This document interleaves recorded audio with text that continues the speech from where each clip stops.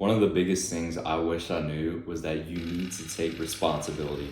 So, if you're around my age, I'm 18 years old. We live in a generation full of people who blame shit on like their circumstance. So, for me, I would always say, like, oh, well, I'm special because of my genetics. Some other people will say, like, some other shit or whatever, but it's really all your responsibility. Like 99.999% of the stuff that happens in your life is your responsibility. Obviously, like if let's say you get hit by a car or one of your parents pass away and that's why your life feels terrible, obviously that's not your responsibility. Let's not be retarded here.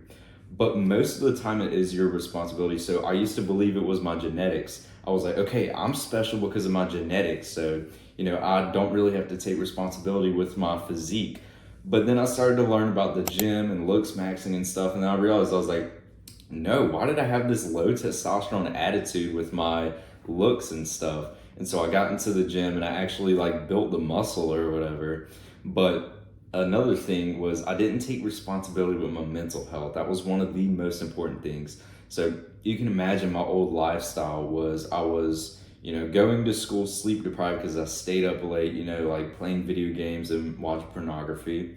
And then I would come home and I would play video games and you could see how that made me depressed. And I genuinely believe that it was because of some like external circumstance and it wasn't my fault. But dude, genuinely, the thing that I need you to start believing right now is that 99.999% of the things that happen to you is your fault. It is your responsibility. And I used to genuinely believe like, okay, I don't want to be average. And I know you probably think the same thing, but if you have this low testosterone mentality where you're like, oh, well, I'm special because of this circumstance, that's why I don't have to take responsibility, that's why it's not my fault, you're just gonna, like, let's be honest, that is what like 99% of people do in our generation.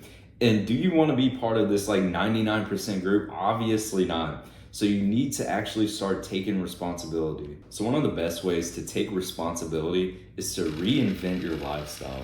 So you may have had or you may have right now a lifestyle just like my younger self where you remember I would go to school, I would come home, play video games.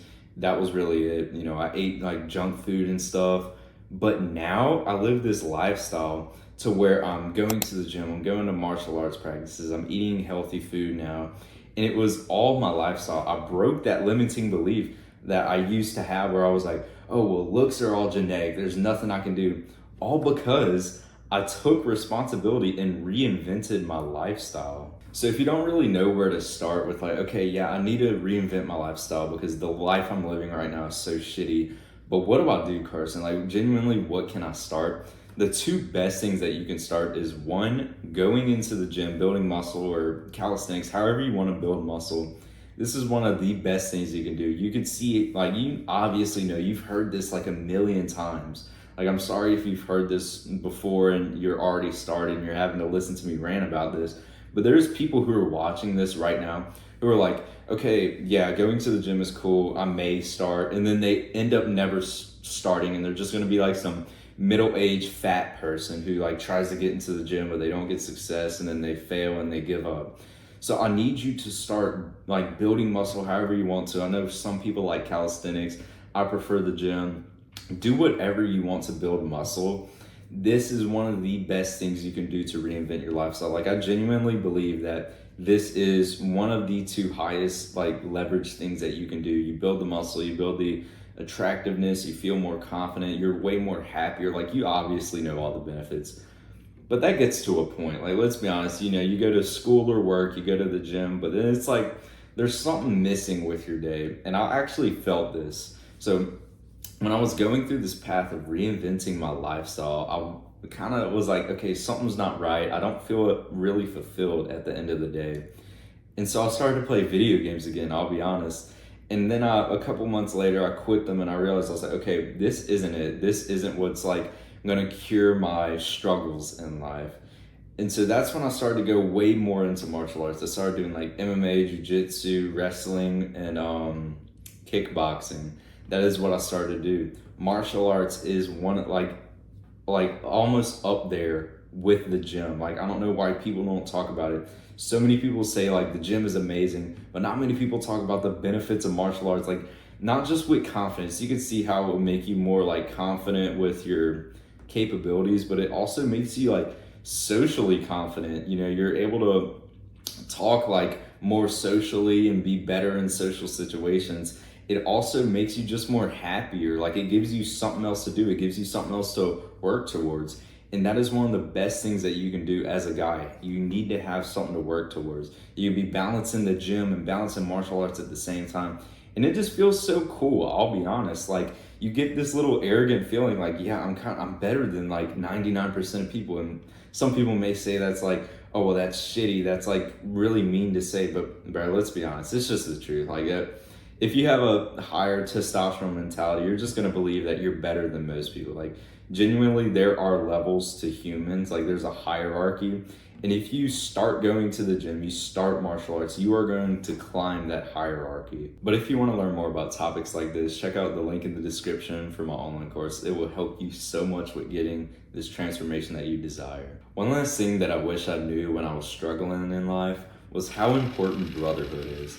So recently I kind of lost a friend. So he went off to the Marines and I'm not really going to be able to hang out with him much. Like obviously he's going to be coming back like every once in a while. Like the next time I'll be able to see him is in October, but I'm not really going to be able to hang out with him like we used to. So you can see how it really makes me realize how important being like social is, being around men.